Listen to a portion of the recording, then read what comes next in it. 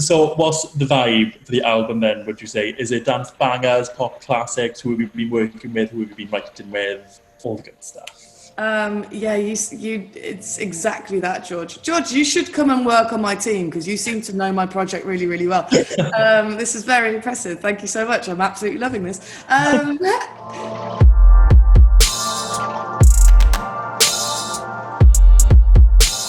Hiya, I'm George Griffiths, and I'm here today joined by Becky Hill for another In Conversation with Enemy. Hi, Becky. How are Hello, you? George. So just first off, I think everyone should be asked this. How are you? How have you been doing in lockdown? I was actually super lucky in lockdown. I managed to, because everything got cancelled, I managed to because I was on tour with the Script. I was doing their support tour, and before like full lockdown took place, everything got cancelled with my work. So I managed to get back to my hometown and rent out a little lodge by the river for 3 months. I just threw money at the situation really, which is really, really obviously lucky to be in that position. But I bought a couple of bikes. I bought a couple of rubber dinghies. So me and my brother moved in, and I actually saw it as like an adult's 6 weeks holiday from school. Yeah. Do you know what I mean? Like Pontins, is that the name of the place? Exactly. Yeah. I always wanted to be a redcoat when I was a kid. Yeah. Well, you're a pop star now, so one better. Yeah, thank God.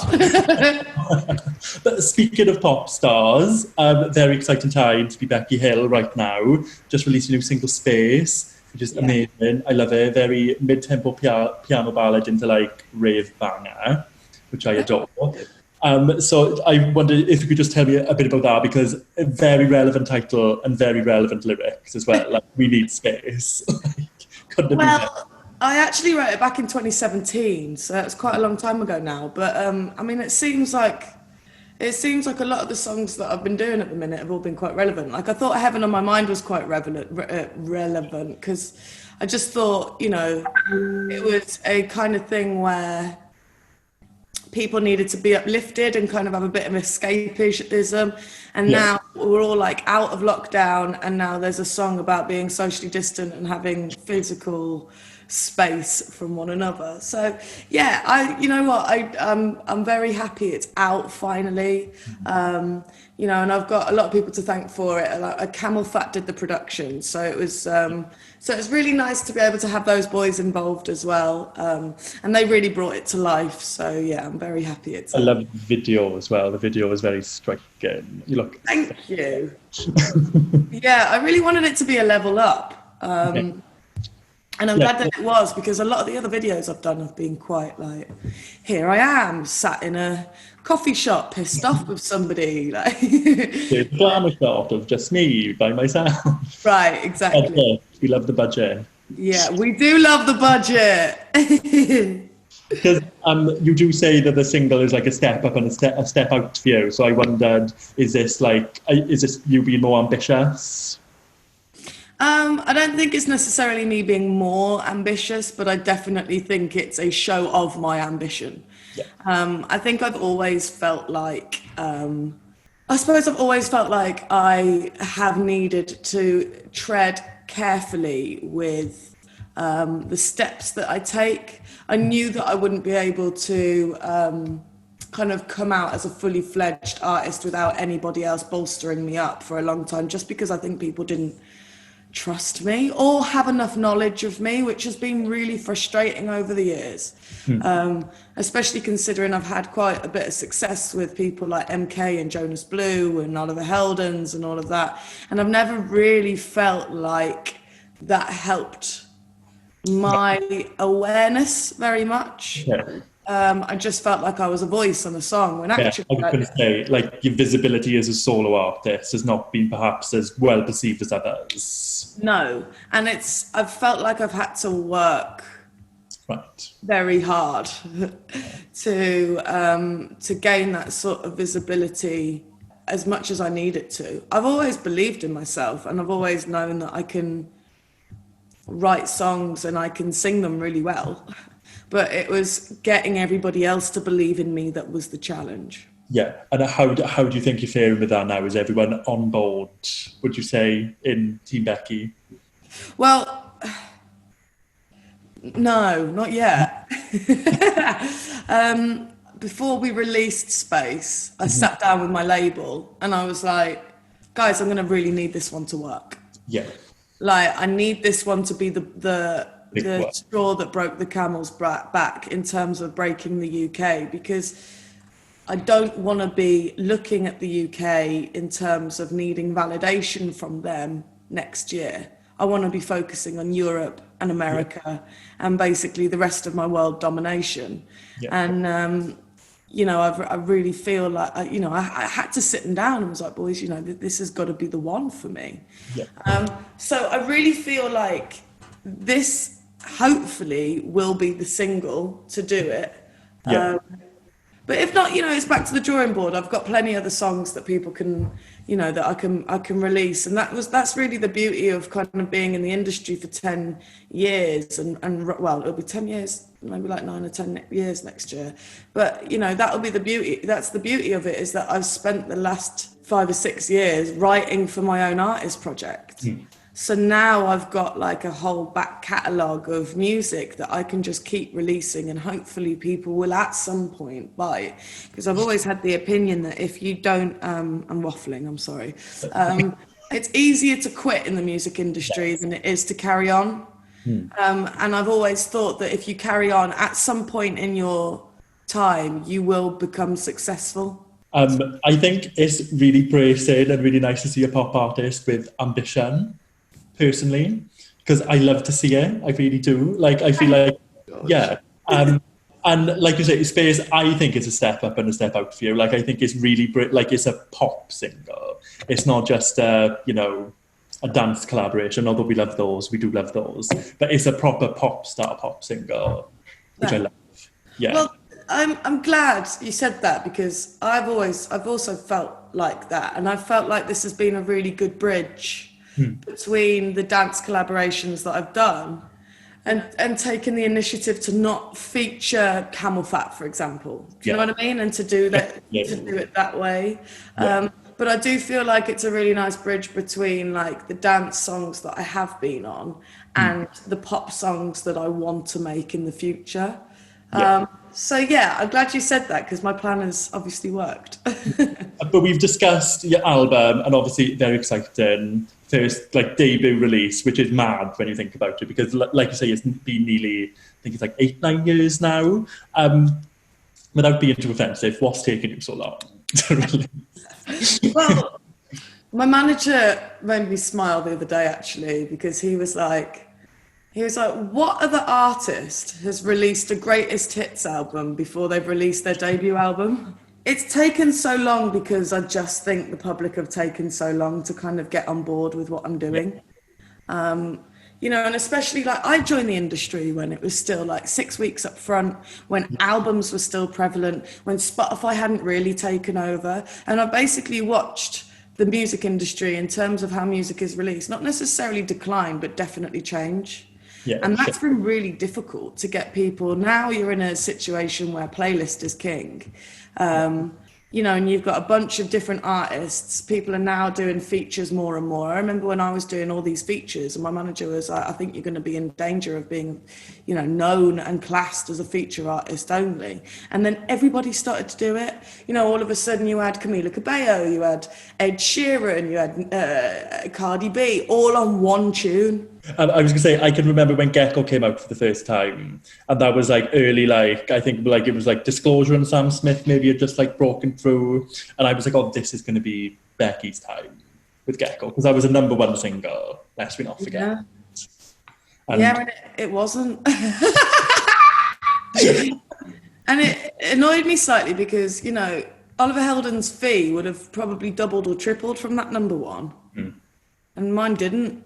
Did you know? Not, for a live act, not that it's all about that, but like, and it's definitely not about the money for me, but like, in terms of like career progression, you want to see people going, oh, I'll pay X amount for you to come and do a live set. And it wasn't like that for me, even up until the point that I was, doing other songs. But as you say, like, I thought that was going to be my break, but then I suppose the label I was with wanted to let that single do as much as it could before releasing Losing, and then Losing just got pushed back and back and back, and then all of a sudden you're in December and nobody wants to touch music if it's not a Christmas song in December.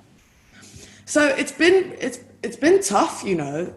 I mean, in terms of like a job, like, I know I'm super blessed with what I do, and the fact that I love what I do, and it means so much to me.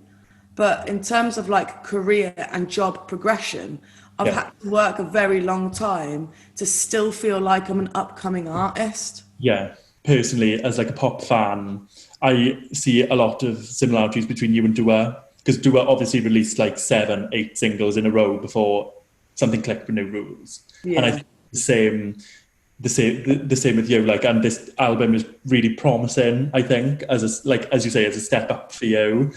Was this your ambition with the album, to be like, this is it, like, this is my time? I mean, fuck, my ambition is to make 8 albums, not just one. Do you know what I mean? I mean, I've always seen myself as an album artist from the Voice days, I suppose, which is why I suppose I never really took the show too seriously, and just kind of threw myself into the music industry as quick as I could. And I remember at the beginning, like, I went around management companies that I'd called up, and with cards that I'd kept from meeting people in the show. And I remember going around and seeing 2 management companies in particular. One blanketed The Voice anyway, but they said to me, "Oh, we've got the best agents in the country. We'll make you 100 grand within 6 months," I think they said. Yeah. I was 18, and I was like, "Oh, that sounds wicked." And then I went over to Crown Management and met my manager. My manager Alex was the first person that picked up the phone, and has forever since been my manager, and he's been amazing. And he said to me, he was like, "Becky, if you make good music, good money will follow." And for me, that was the point where I was like, oh my God, yeah, that's all I've ever wanted to do.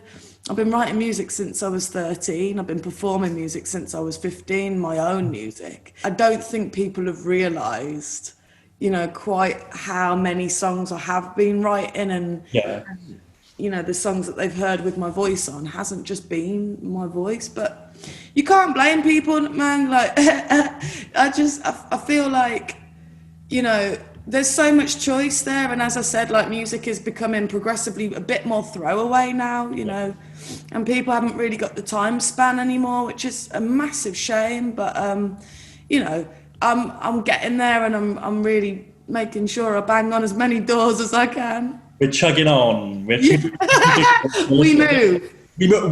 We move. We always move.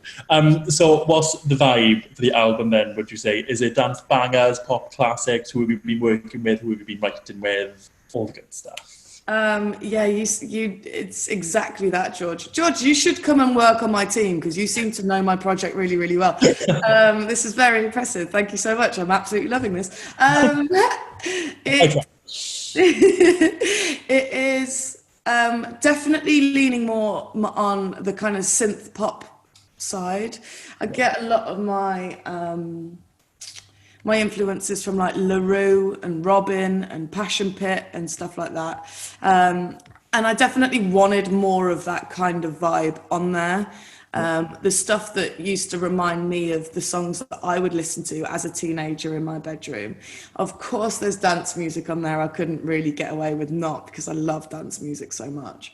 But there's also quite a lot more straight up pop songs on there, which I'm really excited to show people the other side of me as an artist, really.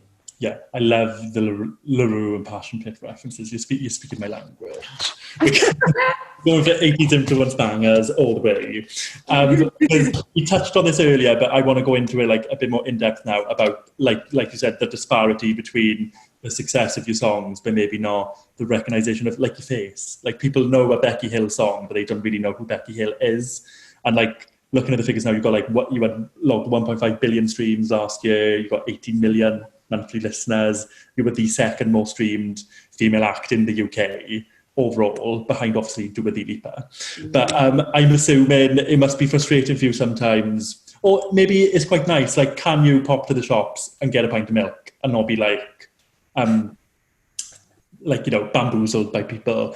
Is it a nice balance, or do you want to reset the balance with this new project? I definitely say, look, I spend most of my days looking, a bit like this. Absolutely no makeup on whatsoever. I kind of walk around looking like your average looking white girl.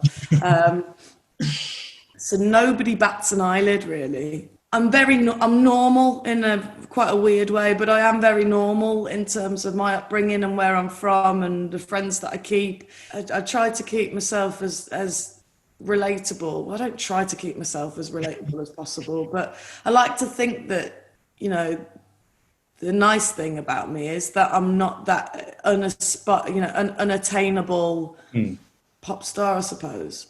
Yeah. I do like it. I like living a normal life, of course, but equally, I do get quite shocked when somebody sees me looking like this and goes, "Oh my God, you're Becky Hill, aren't you?" And I'm like, "How did you know?" I mean, I remember standing in the queue to fix my phone after lockdown, and a girl recognised me because of my airdrop. And that's the thing, like, I don't think I did have a mask on. I was like, "How did you know that was me?" And she was like, a lot of people, for some reason, recognise my speaking voice more than me, which I find quite amazing anyway, because I think my speaking voice is so much different to my singing voice. Yeah, there's a disparity between, like, they wish you well. Yeah, but yeah, I'm a businesswoman as much as I am a creative. Do you know what I mean? And I really like the idea of progressing my career to the point where, I'm not after. This is a really difficult question to answer. I'm not after fame, but I'm after people to know what my songs are and to know my name, so they're not turning up to a festival and going, "Oh, let's just go there because we don't want to watch anybody else," and then to turn up and be like, "Oh, I had no idea who the name was, but I know every single song in the set." I would like people to go, "I know who Becky Hill is and I know all the songs that go along with it." But I'm not one of these people that go after celebrity-dom. Do you know what I mean? Okay, yeah. Because my next question is, but I am assuming, like, the next step after this album is, like, complete and utter total world domination. Like, that's the goal. Yeah, I would like to be successful doing something that I love. I mean, who doesn't want that really for themselves? And I spent a lot of my childhood growing up watching my parents doing things that, doing a job that they hated. Yeah. Just to pay the bills, and I swore to myself from a young age I'd never do that. I would like to be able to do my job and to be financially comfortable making music and singing them on stage. I mean, what kind of fairy tale world is that? Do you know what I mean? Like, that's the shit I used to dream about as a kid.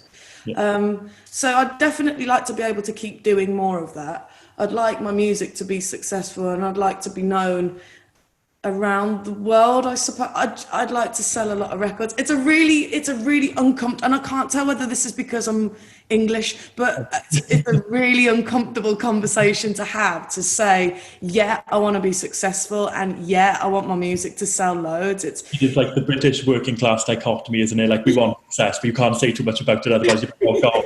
I've turned into one of those. Yeah, a little bit, yeah. Because one thing that I think shines through all your music, like I said, huge fan of Losing, through to Gecko, even like Heaven on My Mind, Wish You Well. Like, your love of dance music kind of like shines through in everything that you do.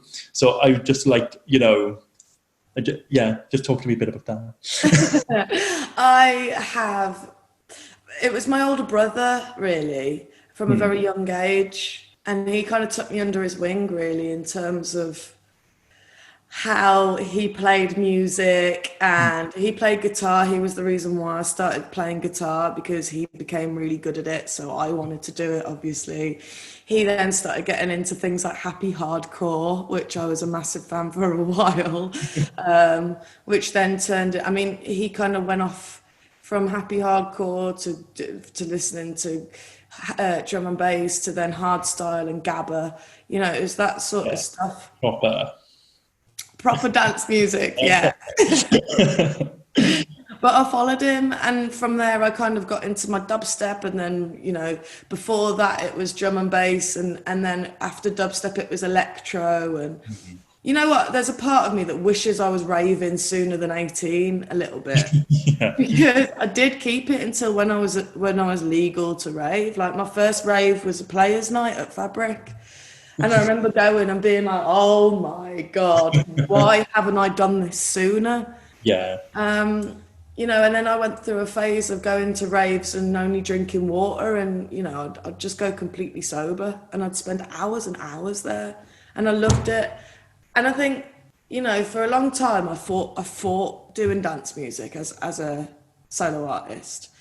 And I think it was because I always saw there was a ceiling with it. You know, that you could, especially in the drum and bass scene, there isn't a lot of female vocalists. Yeah. I can name like Charlotte Haining, Rhea, Jenna G, you know, people like that. But there wasn't a surplus of it. So I always thought that I'd want a challenge. And that's why I suppose I've always wanted to go into pop music, because I want to go up against, I want to go up against other people, but I want to be seen as somebody that broke through, in a sense. Yeah, especially as a British female pop artist as well, because we all know, like, you know, in the British music charts, there is a tendency to let male artists dominate over female ones. Totally, massively. So there was there was a big motivation there, but I've just loved it. I've loved it, particularly drum and bass.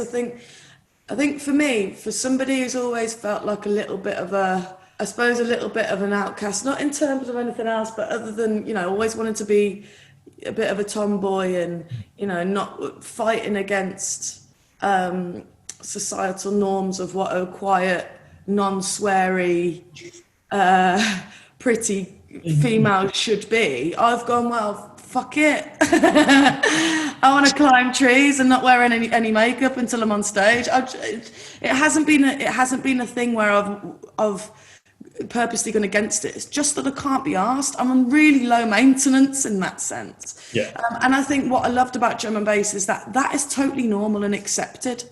And you can walk into a dark room and spend 6 to 8 hours there, and nobody's looking at you going, oh my God, look at her wearing that shit. Do you know what I mean? And oh God, isn't he dancing like a dickhead? Nobody does that. And that's what I suppose has really drawn me to dance music, is that it does give me that thing that it's family and I am accepted into it. Yeah, because one thing about dance music as well is, I don't know if you've been listening or writing to dance music during lockdown, or do you think, God, the world is really shit right now, time for a piano ballad? Like, I did write to some dance music in lockdown. I also did write a piano ballad. I messaged MJ Cole over lockdown, because I wrote Stranger with him and Emanike. Yeah. And I said to him, I was like, have you got any pretty piano tracks for me?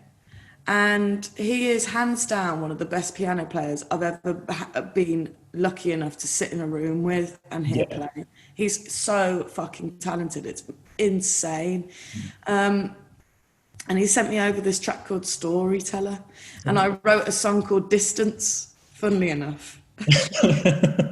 Double B-side. Right. I actually wrote another tune with Emanike that had isolation in the lyrics as well. And that's when I realised I'd been watching too much news. But yeah, I wrote a song called Distance with Adam Argyle, who's been a long long friend and writer of mine since I joined at the music industry at 18. And then I also wrote a song for the 220 Kid called Through the Night with M&EK. So I have done a bit of both. Yeah. And I also wrote a song on my own, actually. And that was quite amazing, is that you forget that you can write songs on your own when you've been in sessions for so long. Like, I'd forgotten that I can actually sit down and write a good song from start to finish. And I wrote some drum and bass with Net Sky as well that should be coming out on his album as well. So I did quite a bit of stuff that I just love, actually, over lockdown, which was really refreshing. Because you mentioned a few names there, like M&EK, Adam Argyle. Are you going to be collaborating with those on the album? Do you think, is it like a family affair? Because I know you've collaborated with them. Yeah, Adam and I wrote a song when I was 18 called Rust that'll probably be going on the album, which is mad to me because what I love about this album is that there are songs that I've written when I was, well, like a few weeks ago, and there are songs that I've written nearly 10 years ago. So it's going to have like a real like eclectic view on where I've kind of come from in my life.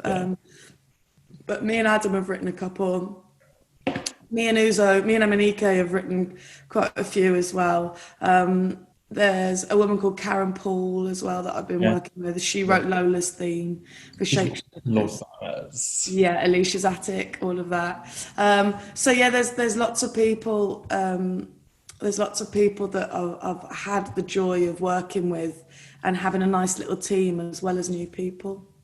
That's sick. And also, I really want to, like, I'm fascinated by this. You played the UK's first socially distanced arena earlier this summer. How was that? Like, how was the experience? I mean,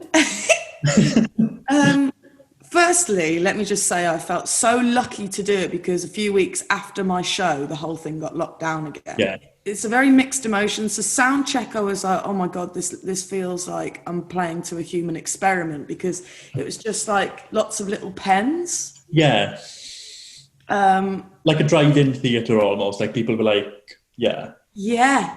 But when I was actually on stage and getting ready for a show and going into a dressing room, if you remember those, and like seeing my hummus and my crisps and my honey and lemon that I have on my rider, I was like, oh my God, this is mental. And having my band and all of and my backing singers warming up, and that was so cool. Like I'd totally forgotten. I'd just completely forgotten what that was like. Dressing up, putting on some knee-high boots, getting out on stage. Like, I was living my best life. The one thing that I didn't really notice at the time, but I noticed weirdly as soon as I came off on stage, was the crowd noise. Right. Now, this is a really weird thing, really, but having a field full of cages that spread wide and far back was visually amazing, and you felt like you were playing to a crowd of 10, 15,000 people. Yeah. When you'd come to the end of a song and everyone started clapping, it was almost like a comedy club in New York. Do you know what I mean? Very polite. It was just very, it was very quiet. Do you know what I mean? It was like, because there's only 2,500 people there, but yet it goes all the way back and like, it looks massive. You're kind of expecting that general roar that you'd usually get, but it was like a woo! And it's amazing, but that was the only thing that I missed, was the idea that field could have held about 10,000 people, and it only held 2,500. But generally, like, Newcastle was so beautiful to perform to. They were really up for it. I had the best time. I sang my fucking tits off, and I've just remembered how much I've missed performing. Yeah. How long do you think it's going to be again before you perform? Because obviously we don't know like the longer term implications of touring yet. Are you excited? Are you scared that you might not perform until maybe next year? I'm buzzing for it, really. Yeah. I can't wait, man. It's sad, really, because I wonder whether if they start putting these restrictions in place, whether they're ever going to take them away again. Yeah. You know what I mean? I feel like I don't know where this all can go back to. And like the whole vaccine situation and all of that, like I don't really want to talk too much about that because I know people's opinions will differ from mine. And as my dad said, opinions are like arseholes, everyone's got one. But I just really hope I can get back to performing and doing a tour and having people all bumping around together and, you know, having that thing where I love. And also I need to go to a rave soon where I'm not sat on a table. I was thinking the other night, I was like, I haven't been out in like ages. Like, It's sad, isn't it? like I'm turning 25 next month and I'm like, oh my God, I'm never going to go to a club again. Like I'm never going to... I'm 27 next year. I'm like, fucking hell, am I ever going to get back out there before I'm 30? We're getting old. Yeah,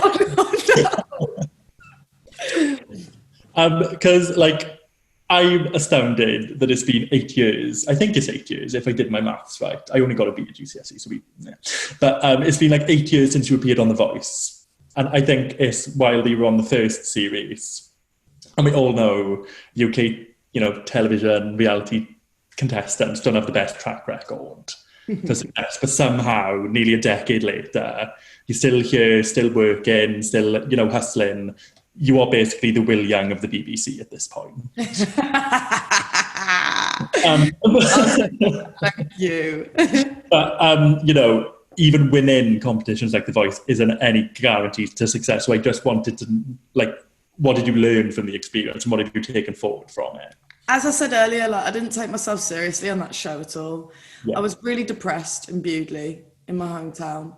Yeah. I was doing A-levels that they'd kicked me off 50% of the courses because I was so upset. I had a boyfriend. Well, I was just a bit of a dickhead, really, I suppose, looking back at it. I was depressed, really. I had a boyfriend that had split with me a year before and was in the year above me in my sixth form class. And every time I walked into the common room, he'd be sat there with his new girlfriend, which would kill me.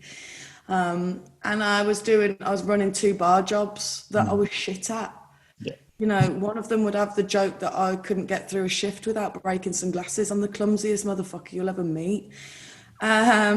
I went on that show and it pulled me out of it. And I saw it as something that I didn't have to do my coursework anymore, because I just took it all as a bit of a mental, I've never been to London before. I've got I've got a flat. I live in London.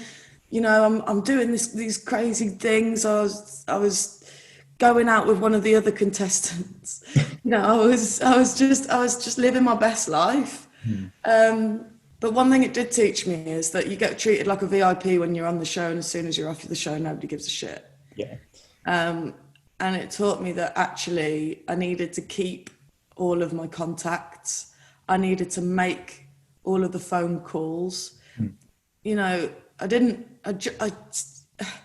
lawyer I have today is the lawyer that represented me on The Voice.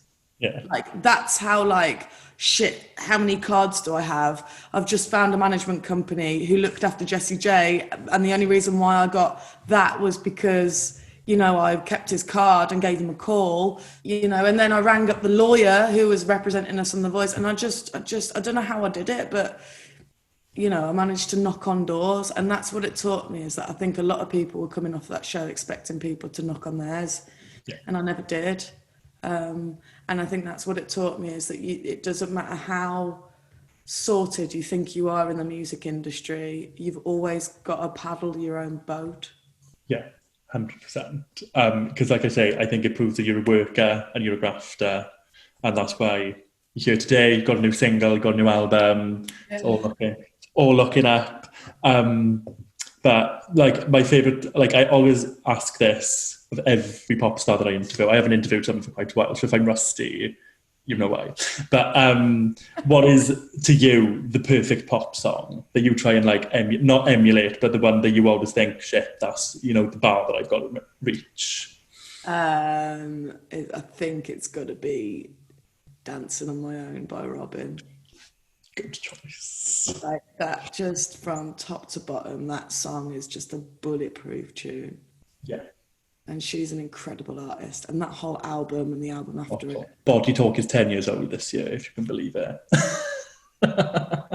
That's very hella old, but I suppose, yeah. I remember listening to that album when it first came out and just thinking, you know, there was that one, there was Indestructible, there was Bum Like You, there was like so many tunes off that album that were like Call so Your amazing. Girlfriend, all the Yeah. good. Oh my God, call your yeah, incredible. Yeah, she's Um, amazing. yeah, because I could see, like, obviously Robin, as we know, is the master of like the sad banger, and I can see a lot of similarities between like her propulsive dance music, your propulsive dance music, like the melancholy lyrics. It's nice to see how people's influences like meld together. Really, Yeah. I suppose I've learned more from that album than I ever really have recognised that I have done. Do you know what I mean? I get it. But yeah, I did blaze that album a lot when I was a kid. So yeah, I'm not really surprised that I do sad dance floor bangers.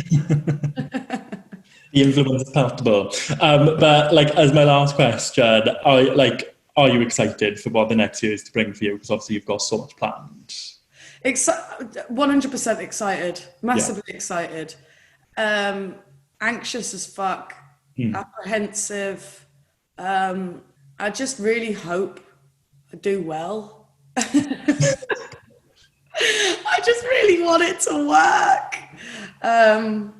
Yeah, so it's nerve-wracking, man, because I think I've always got being a songwriter as a backup, but I know I would miss performing so much. Yeah. I So mean, you could always do a Sia, stick a wig on. I Okay. could, weirdly, I really wanted to do that whole thing. When I was signed to Parlophone, I was like, I don't want my face to be known. I don't want to be a celebrity. I just want my music to be known worldwide. And they were like, it doesn't happen. I was like, look at Sia. But yeah, so yeah, I'm super excited for it all. I can't wait to see some fans again, like, and hear people like shout back some lyrics and like have a party with people that know my music. So yeah, hopefully that happens next year. And I'm just going to make sure that this whole thing is completely bulletproof going into next year. I've got a lot of work to do on myself over the next few months. And I'm really looking forward to it, I'm really excited for the change, and hopefully all the music industry and the nightlife and events industry, survives, and we can come back bigger, better and stronger than ever. 100%. Well, what a note to end on. Becky Hill, thank you so much for joining us today. It's been a pleasure to speak to you. You have been an absolute delight. Thank you so much for taking the time to speak to me. It's been a lovely chat. I'm just off to listen to Losing 40 times now. Good, it could do with some more Spotify plays.